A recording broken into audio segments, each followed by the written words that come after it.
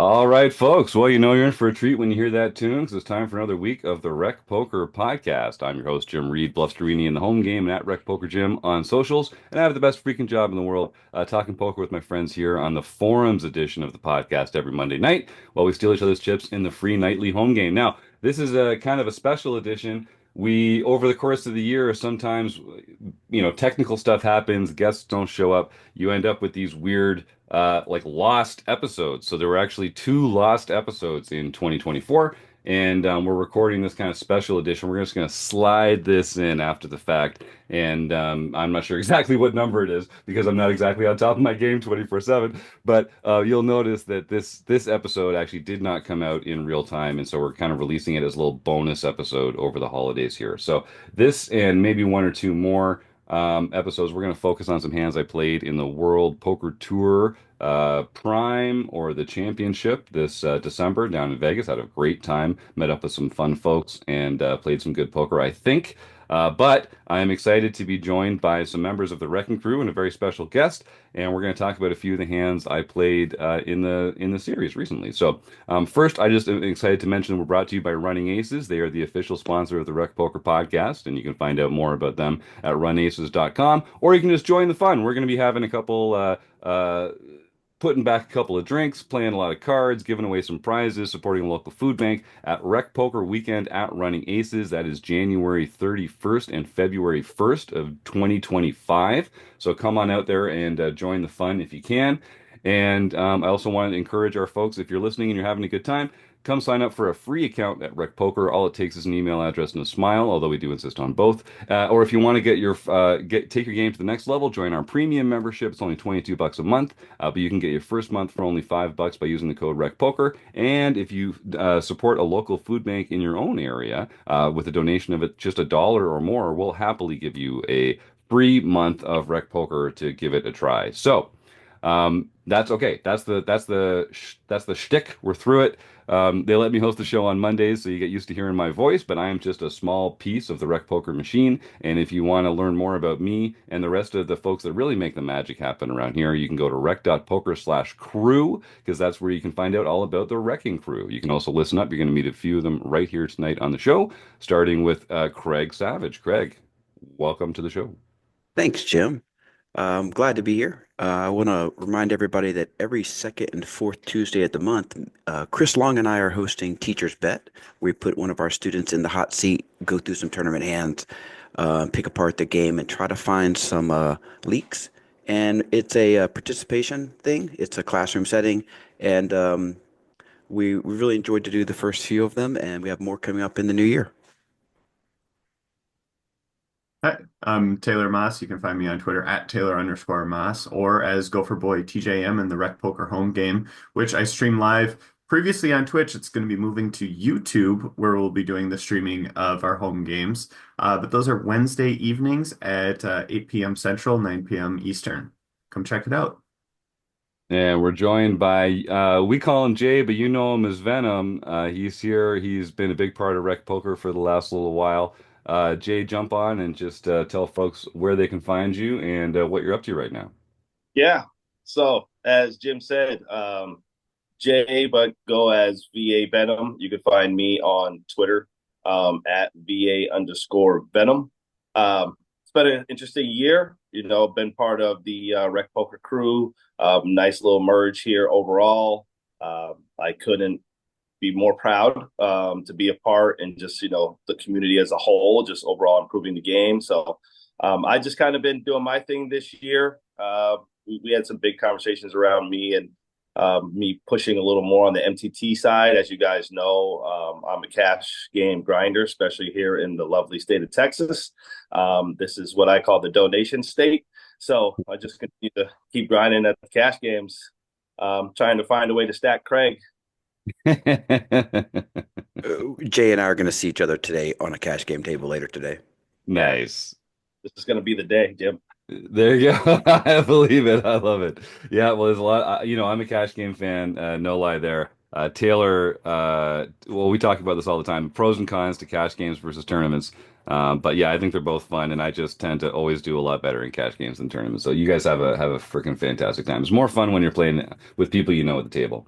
So these are some tournament hands, though, and we talked about we're gonna record a couple episodes today with this all-star team here in the Zoom chat, and we're gonna start off with a couple. I'm not sure how controversial the play was here. This feels like I played them sort of out of the textbook, and I want to get run it by the group here. So this first hand is in the championship. So this is a $10,400 entry. It's day one. This is level two.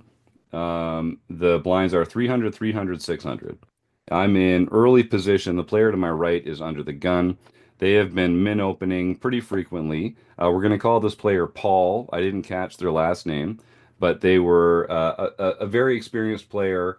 I got the sense that they were quite good at poker. Didn't take the textbook line all the time. I saw them like flatting with queens a few times. That might come up in a future hand. I think they were really kind of small balling a little bit. They were making like they felt like they had a skill edge at the table. And I think they did. I don't say that to say that they didn't. But this player just like wasn't looking to play big pots until they felt confident in the strength of their hand. And so here's the action. So they open to 2x. This is at 366, so they make it 1200.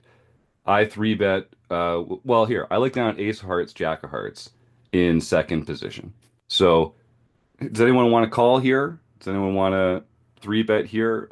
Like I do like seeing flops with these suited aces generally, but Ace Jack suited is one of those hands that maybe it's just good enough that you can three bet for value.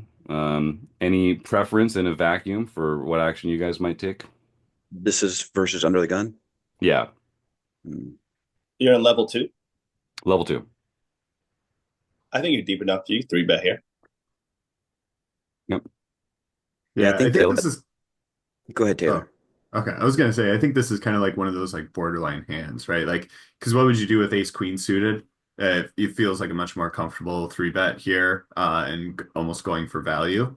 Ace 10 suited, um, feels a little bit more dicey in terms of going for a three bet and knowing if you're going for value or trying to like bluff, or being a little bit more uncertain. So ace jack is like kind of right in between there. So I think you can potentially take a few options here, but personally, I think I'd go for a three bet with the ace jack suited just because um, you don't necessarily want to play this multi-way in an early Right. stages of a tournament. If you call, you're really inviting this to go multi-way. Right. You would rather have something that draws quite strong towards straights and flushes, which you do have. So there is that like counteracting argument, but um, to me, ace jack suited here is kind of like a borderline three bet for value type of hand. I agree. I think that the two routes you can take, it's this. If you flat here, you're flatting to hit bingo, like in a multi-way pot. And you'd have to treat your hand like I'm putting these two big blinds in and I'm playing two pair or better poker post flop. Whereas if you raise here, you will often get heads up in position, or you're more likely to get heads up in position, and then you can play the hand in a lot of different ways post flop. It just gives you a lot more flexibility post flop versus just flatting here and having to hit something and going multi way. Yeah, Yeah, yeah. Jay, please. yeah, I agree. I don't. I think we just want to put ourselves in a spot here where we kind of have control of the pot. You don't want. There's a lot of times if we flat here, small blind comes along. Button is definitely going to be in situations where they're going to come along, right? With a fairly wide range. I think we just try to isolate here, and just get heads up with the under the gun spot. I guess there's a question here too that like we want to be in spots where do we get a hand like ace queen to fold? Probably not. But like just thinking as overall ranges, right? And I think that we probably want to play this a little more aggressive here. Yeah, I am Yeah, thinking and about. Oh yeah, no, Taylor, please, please. yeah, one more thing that came to my mind was the way you described opponent too, not wanting to blow pots, not trying to like get a whole bunch of chips in the middle. I think does kind of give credit towards you going for a three bet because they're not going to four bet unless they've got the absolute like pinnacle of hands. Like I'm going to estimate that they probably even would flat like ace king offsuit here. Which can Right. be good, can be bad in this type of spot. Like as long as you're aware of it post flop, that like yeah, no, they do still have some strong aces post flop that you need to be aware of. I think the fact that they're not going to be four betting too often here does give you the ability to three bet and then play hands heads up in position. I think that's going to work out quite well for you. It's almost like you want to three bet here and then have both of you miss the flop because you have a Mm. better chance of getting Hmm. then you have a better chance of getting to beat get ace king or ace queen to fold post. When you hit that ace high flop, you actually have to proceed with caution. Yeah. Yeah. And I had, so my meta game going into this tournament was, this is the most expensive tournament I've ever played in my life. I've played the main a couple times, but like this is 10,400. So like this is a whole new echelon and a completely new stratosphere of tournament entry. But all seriousness, this isn't, the Saturday weekly at my local casino. I have a skill edge in a lot of tournaments I play in. I don't think I have a skill edge in this tournament. So going into this, I had been expecting to not call a lot, default to playing with aggression. I want to be the one dropping the hammer on these other players, not handing them the hammer to drop it on me. So I was planning on kind of taking a higher variance approach, and that means more three betting and less calling. And so that is the line I took here. So I three bet to 4,000. They open to 12. It's 300, 600. They open to 12. I open to 4K. I don't know about the sizing on that, to be honest with you, but um, what ends up happening is middle position, then cold calls, and then it folds around to under the gun, the original opener, and they call as well. So we end up going to a flop three ways. Now, I don't want to spend too much time on the sizing, but does anyone have any thoughts? They open to 12.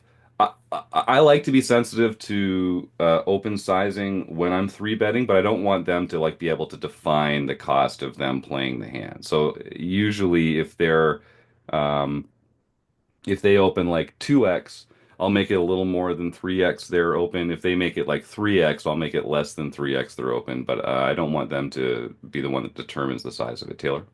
What's the starting stack here? Is it 100K? It's 100K. Okay. Yeah, and since we're so early, we can like go a little bit bigger. And after that, my initial thought was 3,500 for a three bet size, but the fact that we're deeper, early stages of a tournament, I actually do kind of like the 4K size a little bit more. I like going with nice like clean sizes, so either 3,500 or 4K in this type of spot, but I don't think there's too much of a difference there. I wouldn't go much bigger than 4K. And I for sure wouldn't go less than 3,500. Craig, you unmuted next. Yeah, no, I'm in agreement. I think the sizing's good. All right. So we do go three ways. The flop is a great flop for us. King of hearts, nine of hearts, nine of clubs. We have the ace of hearts, jack of hearts. So now there's about 17K in the middle, four from each of us, and then the big blind, the small blind. So maybe a little more than that. Um, Under the gun checks. It's now on to us. Before I tell you my action, what does the group want to do here? There's like 17, 18K in the middle. King of hearts, nine of I clubs. mean, We're holding the ace jack of hearts. just for clarity, Oh, sorry. there's No, 13 and there's a half K. 13. Yeah. That's right. That's right. Yep. Yeah. Okay. Three of us Yep. plus the big blind plus the ante plus the small blind. That's right. 13 and a half. Any thoughts, I want to hear Craig? Jay's thought. You're putting you on the spot, Jay. Yeah, in this spot, for me personally, in this type of event, I think this holds true to what you were stating, right, Jim? Like you're in a game where no one knows your game, and you want to keep the aggression there, in my opinion. Um, because again, like you're trying to you can play GTO right against these players, right? Or you just play exploitative, and if you try to play exploitative, depending on what that table is like, you can get wrecked. I think you keep the aggression on. You said this was a double-hearted board, right? Yeah, that's right. Yeah. So I think that for me, I would go at least half pot here. I like a half pot bet here. Hey, Yeah, Kim Kilroy, welcome to the conversation. There. What's your take here? I didn't hear it right from the beginning, so I'm a little fuzzy on a few details. But in general, on a bloated pot like this, because it's already bloated, I would down bet smaller. Hmm. hmm Yeah, yeah. myself. Craig? Usually when we're in these multi-way pots, we do want to downsize. Here we're sandwiched, right? We're in position to one person, out of position to the other. Is that correct? That's right. Yeah, these are tricky spots. The nice thing about going small is we're probably still deep enough to call if someone's raises small. We have a lot of equity, but also allows us to go small. If we get one of them out of the way, then there's a lot of cards on the turn that allow us to barrel. Obviously hearts, but any cards that lead into our straights. Obviously, overcards are good here. That allow us to keep barreling. The fact that there's two nines on the board, I think, is really helpful. It just means there's lots more misses, hmm and so we can get a lot of clean folds here. A lot of under pairs are gonna they might hang around for one bet. If you go small, you got to be prepared to fire a turn because like pocket eights is going to come along. Pocket eights isn't going to fold to just one pair. Um, so Yeah, and in the work I've been doing with Matt Affleck over the last several months, there's been a lot of emphasis on like when do you use the smaller sizing, when do you use the larger sizing. In this exact spot where I've got the basically just the flush draw and the pre-flop lead, it is my goal to kind of bet smaller on the flop and then to bring in a bigger sizing on the turn on a lot of turns, to be honest with you. Yeah, the Craig, do you want to the add hard there? Yeah. part, yeah, the hard part is if you go big on flop and someone comes along, you're gonna have to check back a lot of turns, and Mm, then all of a sudden you open yourself up to being kind of bluffed off the pot. Where if you go yeah. small here, it gives you room to go bigger on the turn, but it's not as big, right? Your bigger's not big. Yeah. It's big relative to the pot, but you've kept the pot somewhat smaller. Yeah, Yeah. I would do this if I am just in position and I have nobody else behind me, right? Like I'm just Mm. small and then barrel turn, you know, like you just get away with it so much. I'm trying to think like what these flatting ranges are, but I assume hmm some random hand probably take nines out now, right? Like that would probably be the range that you're going to see is probably like sixes through tens, maybe jacks, maybe. Some small suited aces, those type of things. Yeah, The other thing, Jay, like when you go small here, the person behind you has to worry about the under the gun raiser coming back over the top. So they're kind of handcuffed. They have to play pretty honest yeah, because they can't just, float any two cards because that under the gun person still has a chance to check raise. So I think it keeps that person really honest so you can get away with that smaller sizing. They have to fold their trash and then you get positioned to under the gun. right. All right. So, I oh can yeah, Taylor, I please. and no one's talked about checking. Like I don't think hmm checking is all that terrible of an option. And honestly, with the intention of check raising. hmm Because there's a lot of spots where the cleanest way for us to win this sometimes is we check the person behind us, the middle position player bets, under the gun calls, and then we can go in for a raise there, and it puts both of them in really tough spots because under the gun capped their range. The person in middle position has to worry about under the gun as well as us who just put in the raise. And that can be kind of a clean way for us to win this hand. The worry would be that it checks through, and then we've got to like play a turn where we've kind of weakened our range. But I think we can do this with a decent amount of hands that still have good value. Like, I don't think it's that terrible to check ace king here either, and then go for that same line. And if it checks through, to go for a bigger bet on the turn. So I don't think checking is all that terrible of an option for us to consider and think about here when we are sandwiched. If it would have been just the under the gun calling, I really love the small sizing and kind of continuing there, getting them to continue with hands like sevens, eights, those types of things that can't really fold here, but are very much going to fold to later aggression that we might take within the hand. But I think this dynamic where we're sandwiched, we're in a multi-weight pot, does allow us the flexibility of potentially checking here and waiting for that aggression on, our next round of betting.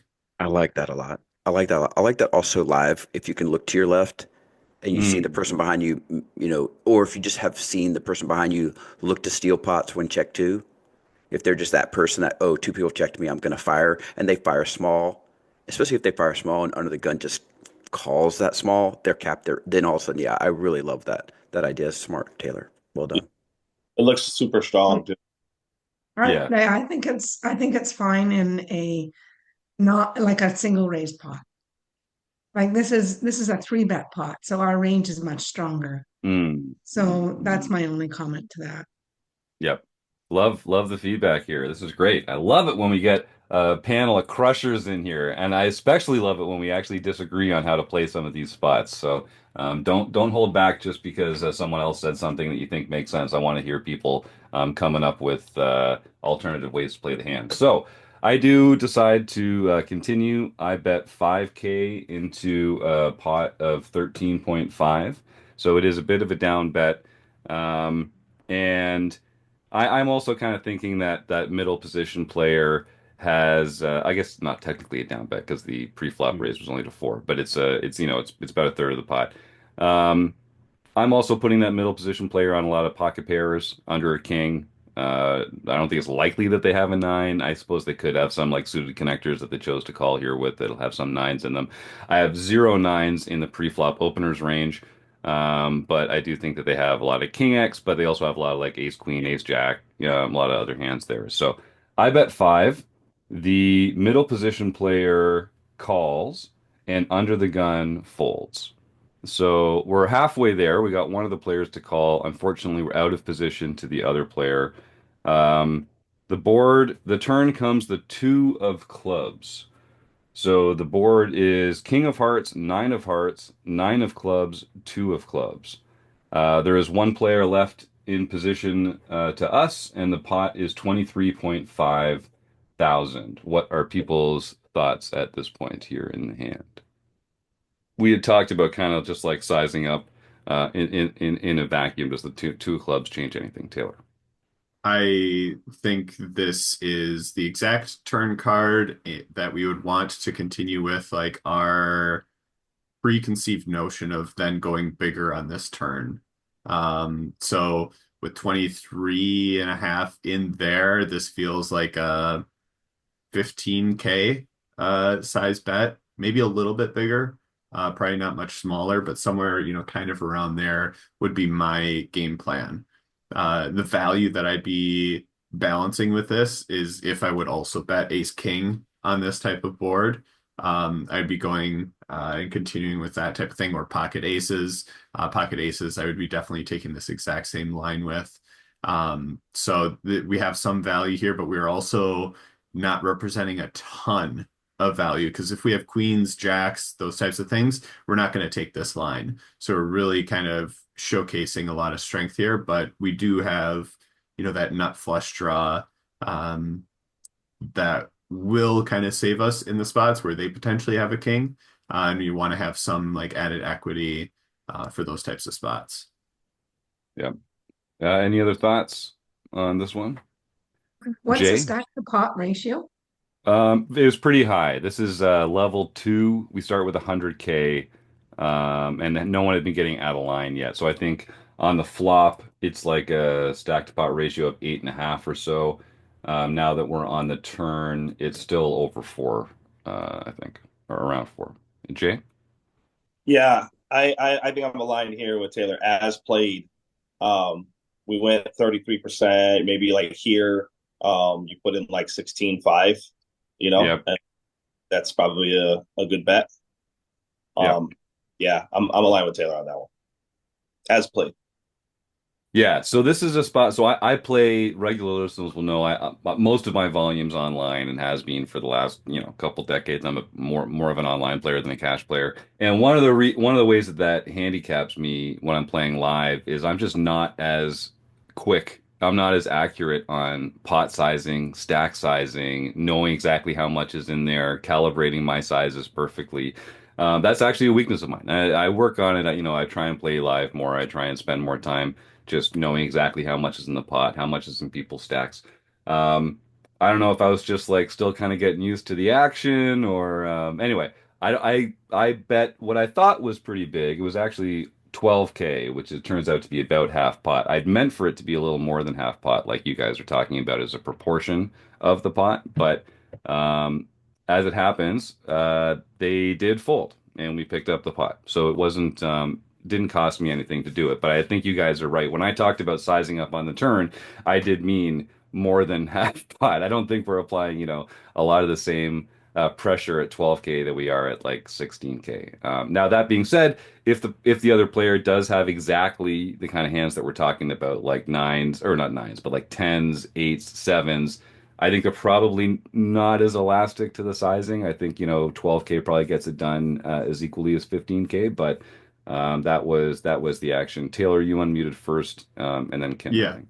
Yeah, I was actually gonna say what you were then going into is like, what are the hands that we're like targeting and trying to get folds out of here? And it's stuff like jacks and tens, eight, sevens, sixes, and then even potentially, some like jack 10, queen jack, queen 10, types of hands that maybe had like a backdoor flush draw, but was looking for that gutter ball straight, which we don't necessarily want to get out of the hand with our specific ace jack. But we do want those sevens, eights, tens, those types of hands Yeah. out of there. So those are like the real targets of what we're going after. But this type of bet and this line makes it really tough for them to continue with anything less than like a pair of kings here.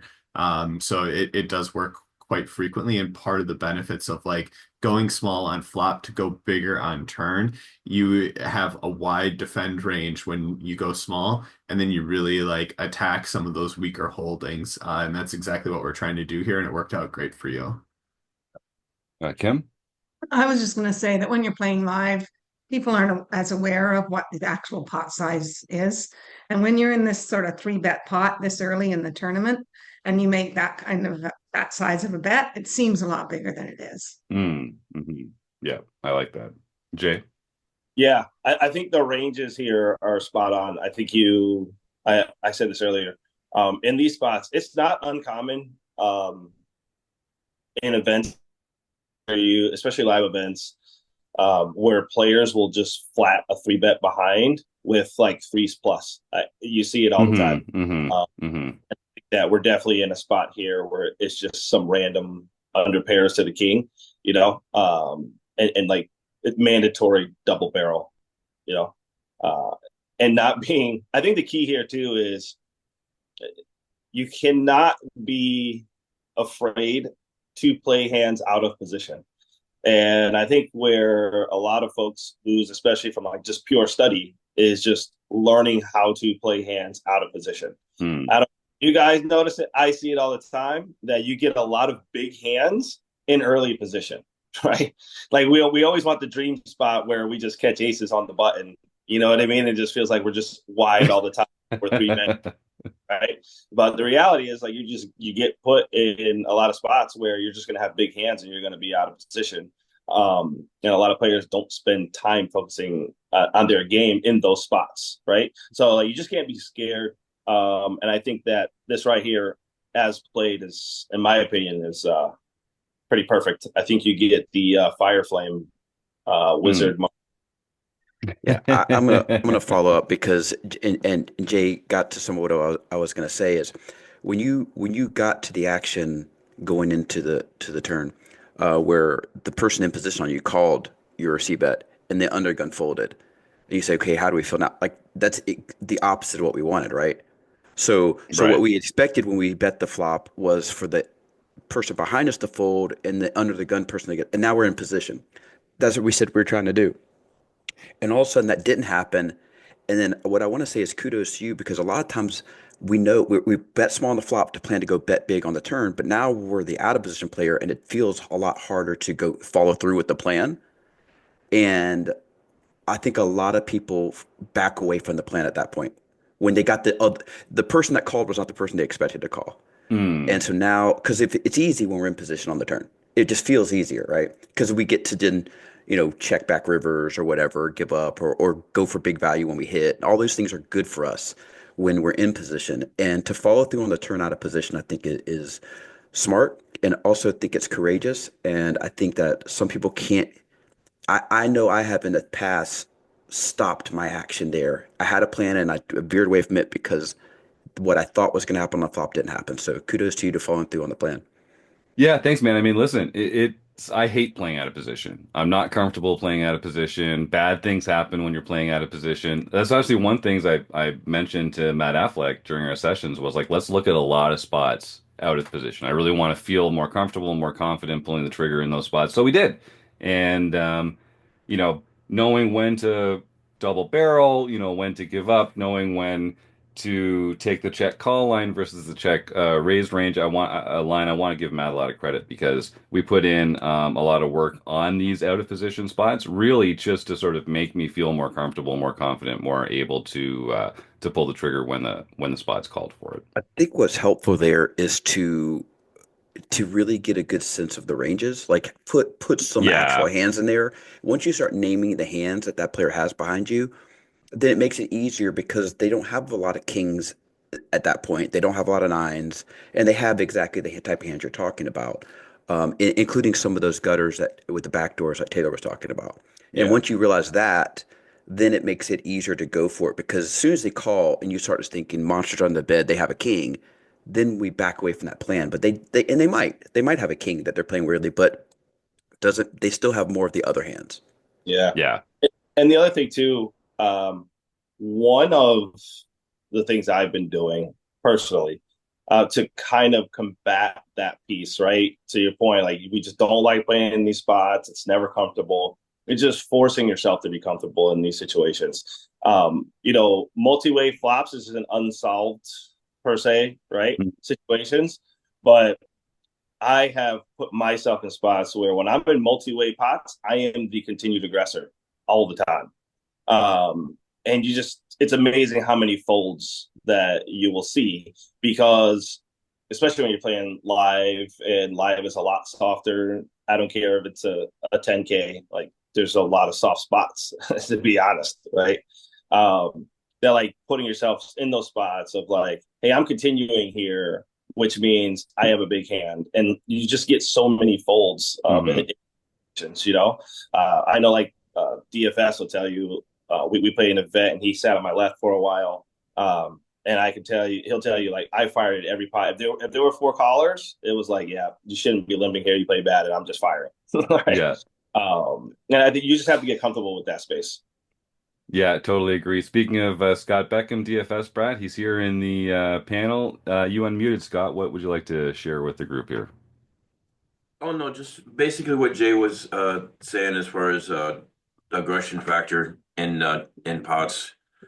The Mm. event we were playing at, I was on his left for a couple of hours, and we would have like I would open, then there'd be like three callers, get to him, he would actually three bet it on purpose, regardless of what the action was or whatever, what the player was or whatever, just for the aggression factor. And that's basically what you got to do to put yourself in these spots to get more comfortable.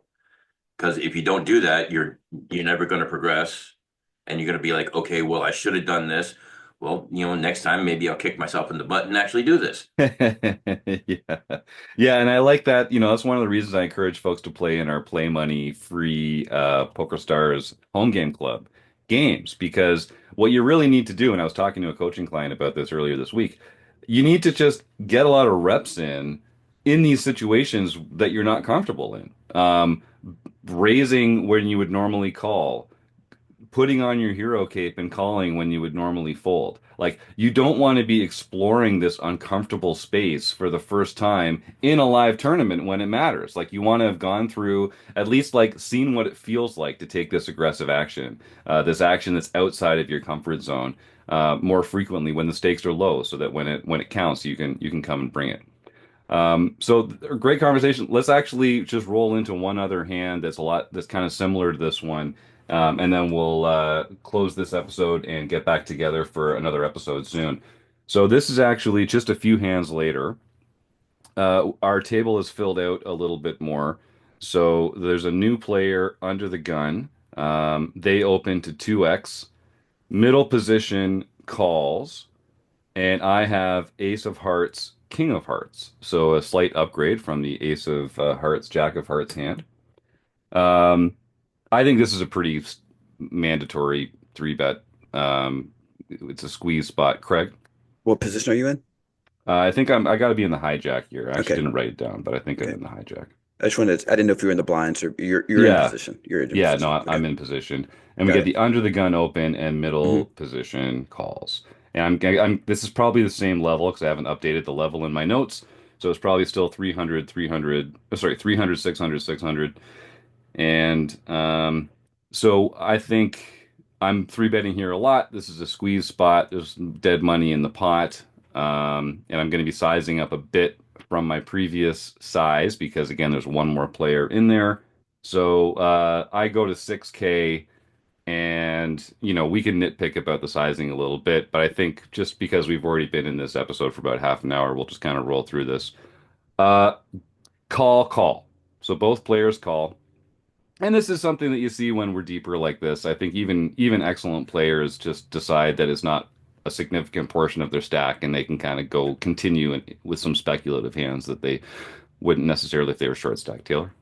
Yeah, I mean, the fact that we're deeper stacked, opponents and us when we're in similar spots, like it just gives more value to set mining, Yeah. to flush mining, if you will, Oh, I to will. playing those types of hands. So, folding a lot of like offsuit combos, the king jack offs, easy fold and like get out of the way. But like, a hand like pocket fours, does seem a little bit tempting when someone three bets you and you're multi-way and you might go three ways and trying to get, a set of fours.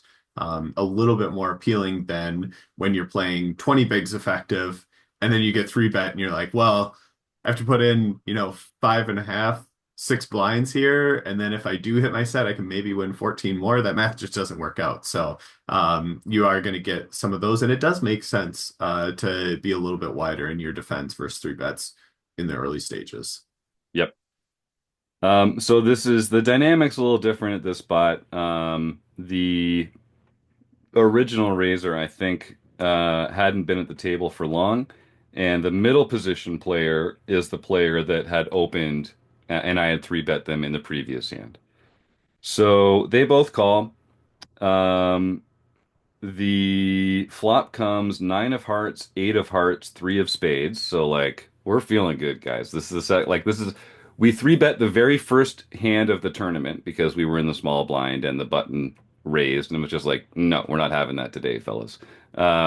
And so this is the second, but not all the players were there yet at that point. So this is actually only the second hand that the players involved in the hand have seen me three bet, and I think the first for the original Razor.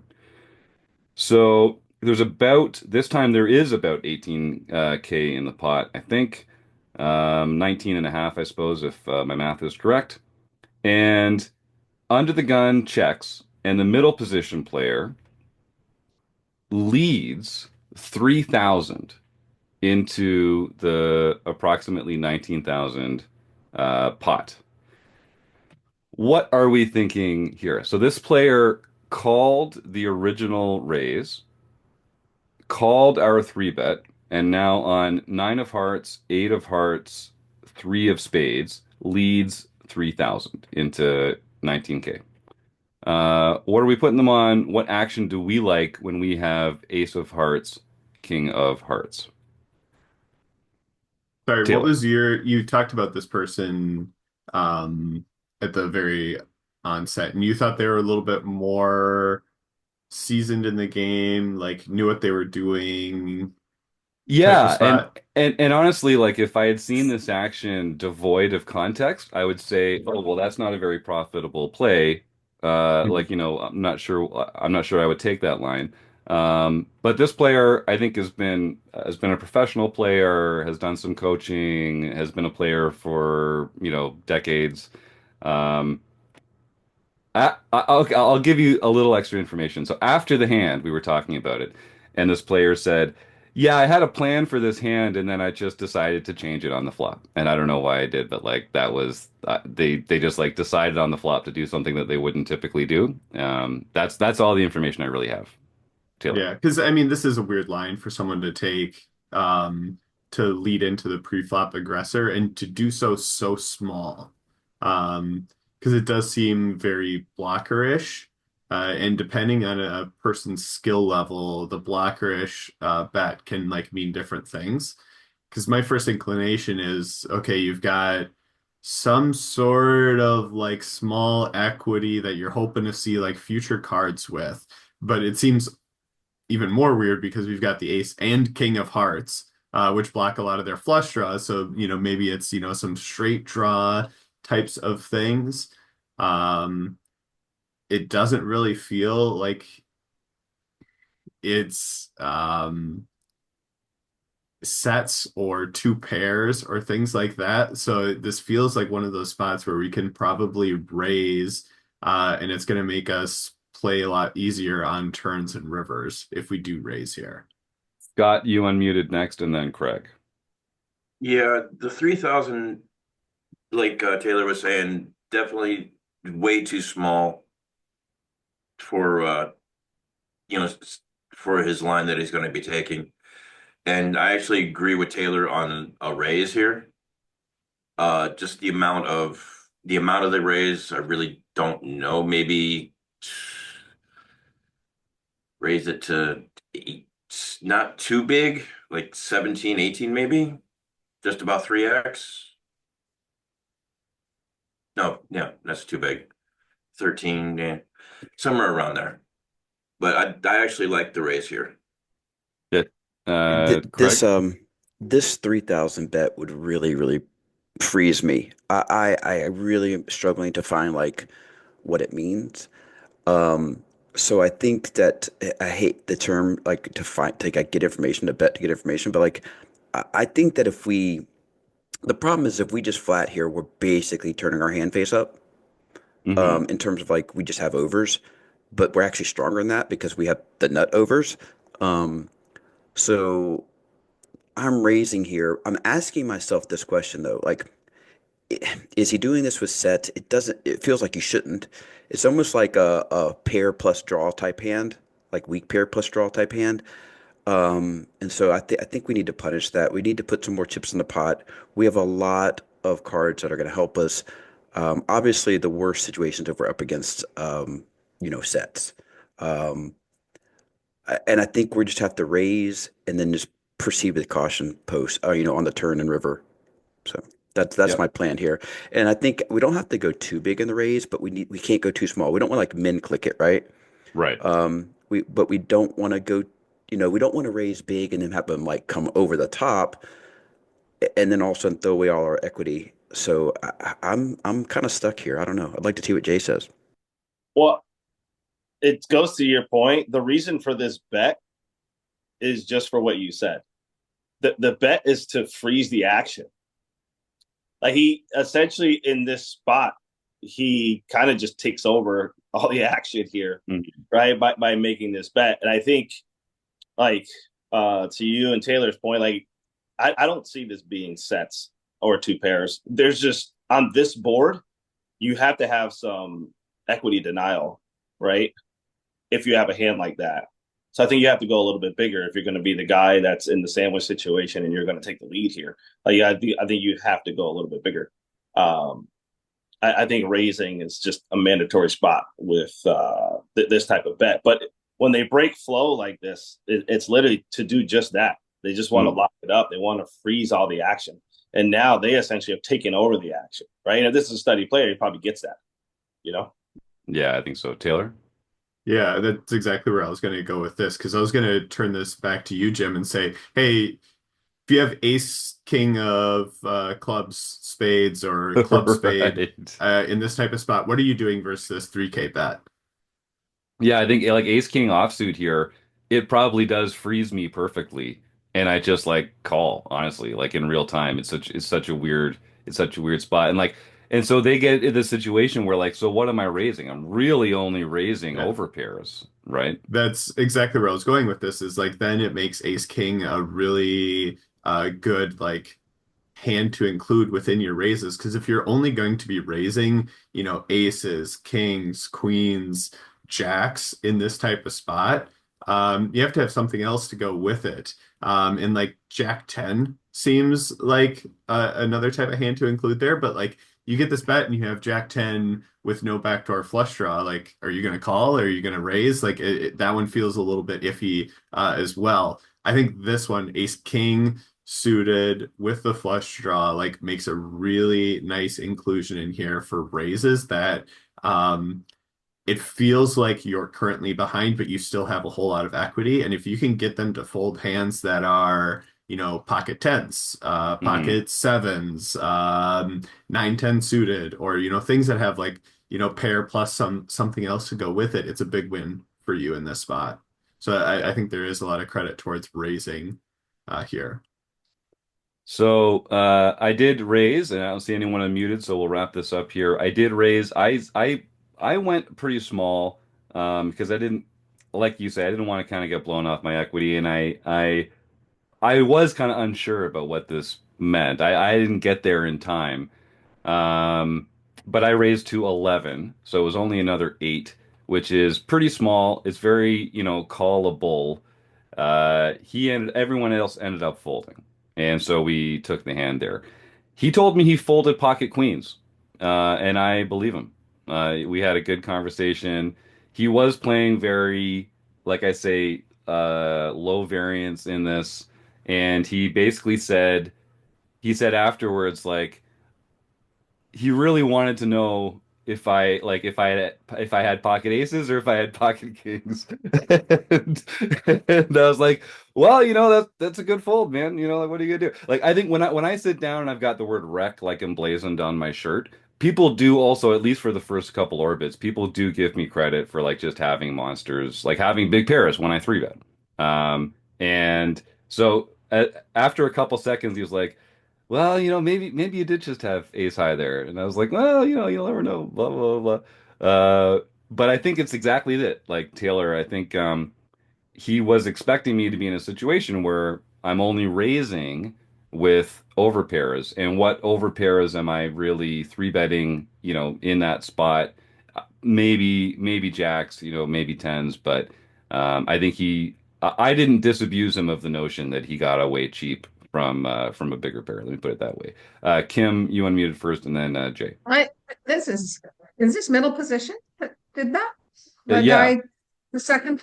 This is a very yeah, strange line for it is. this, in Yeah, my opinion. He would have been a lot better served to re-raise himself and put you in a tough position with ace king suited. yes, yes, I agree. Right? No, But yeah, I don't know if I believe him. You believed him when he said he had queens? I do because I later saw him show down with queens in a spot where he had called and chosen not to squeeze in kind of a similar pre-flop setup. Um, and I didn't see the queens, but it was my judgment based on our dynamic. We had a very good rapport, and I did see him get to showdown with queens in a similar spot. Um, Hmm. so yeah, I believe it. Jay? He's a small ball guy. Yeah. Uh, yeah, I was gonna say it. This goes back to my comment earlier.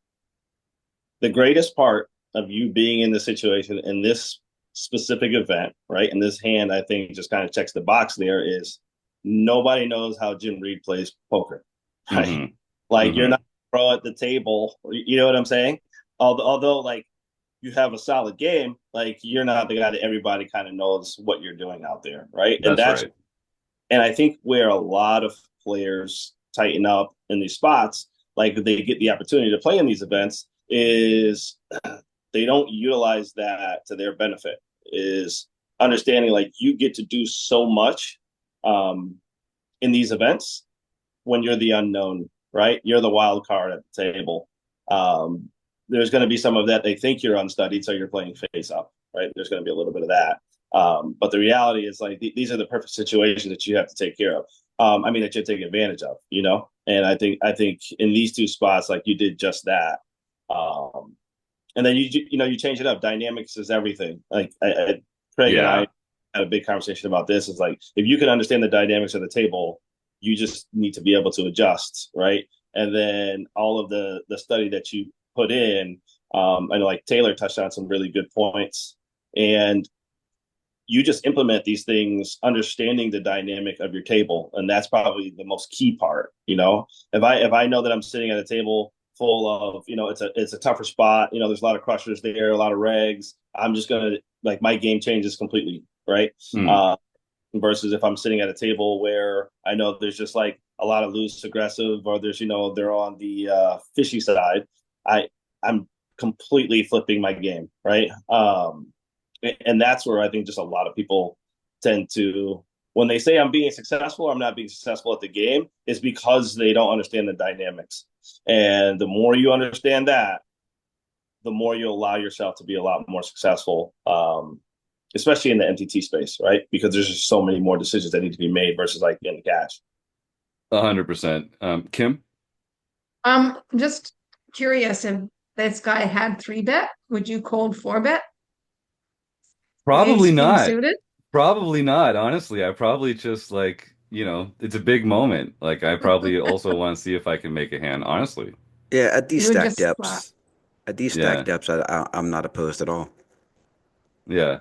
Yeah. I think it's a good play.